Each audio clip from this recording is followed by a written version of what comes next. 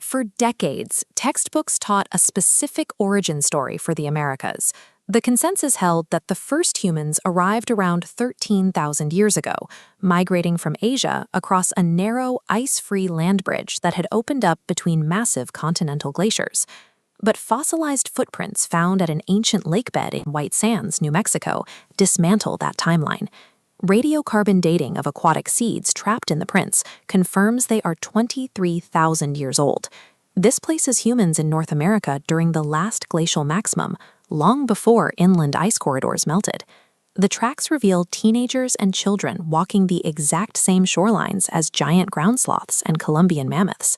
Because the continent's interior was blocked by miles of solid ice, scientists now look to the coastal migration theory, or the kelp highway. Evidence suggests early populations used seaworthy boats to travel from Beringia down the Pacific Rim, following the coastline to South America. Pushing human arrival back by 10,000 years reframes indigenous history. This is a deep chronology of people navigating, surviving, and engineering a living from a radically shifting Ice Age environment. This map shows the major cultural regions of North America. As the climate warmed and glaciers retreated, early populations developed highly specialized societies, agricultural techniques, and political networks dictated strictly by their local geography. Along the Pacific Northwest coast, steady rain and rich ocean ecosystems provided massive food security without farming. Nations here built economies around salmon fishing and whaling, carving towering cedar monuments to record their lineage in history. In the arid Southwest, the challenge was water. The Puebloan peoples engineered extensive irrigation canals to grow maize, beans, and squash in the desert. They constructed massive, multi-level stone cities directly into sheer cliff faces for natural insulation against the intense heat. In the center of the continent, the Great Plains offered vast grasslands. The nations living here adapted to a highly mobile lifestyle, tracking and hunting the massive buffalo herds that provided their primary source of food, clothing, and shelter. Further east, in the woodlands, a more moderate climate and fertile soil allowed groups like the Iroquois Confederacy to sustain large-scale agriculture. They built massive wooden longhouses, capable of sheltering multiple families under a single, highly organized roof. These distinct adaptations demonstrate that pre-Columbian North America was highly populated and diverse. It was a mosaic of specialized empires, each uniquely engineered to extract the maximum benefit from its environment.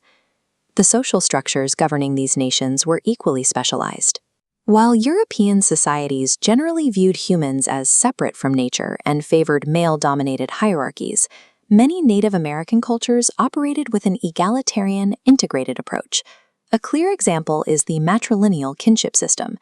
In nations like the Hopi and the Iroquois, family lineage, property ownership, and household control were traced entirely through the mother's line. This system translated into direct political authority. While men often served as the public chiefs or delegates, Iroquois clan mothers controlled the agricultural output and held the power to nominate or remove those male leaders. Women controlled the home and the harvest, while men managed hunting and intervillage diplomacy. This shared responsibility maintained a strict social balance, demonstrating a sophisticated philosophy of environmental participation that clashed heavily with incoming European ideals. The arrival of Christopher Columbus in 1492 initiated the Columbian Exchange.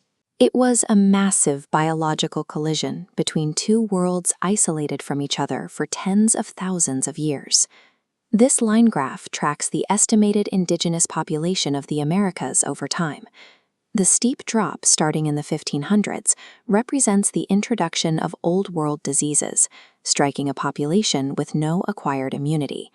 In some regions, 75% died before colonists even arrived.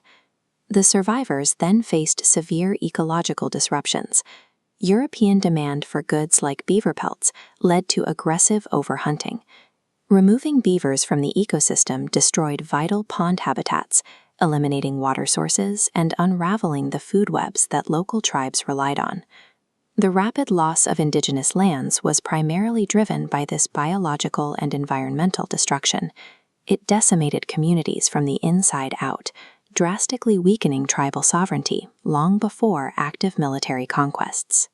As the United States formed and grew, It adopted the ideology of manifest destiny, the belief that the nation was ordained to expand across the continent.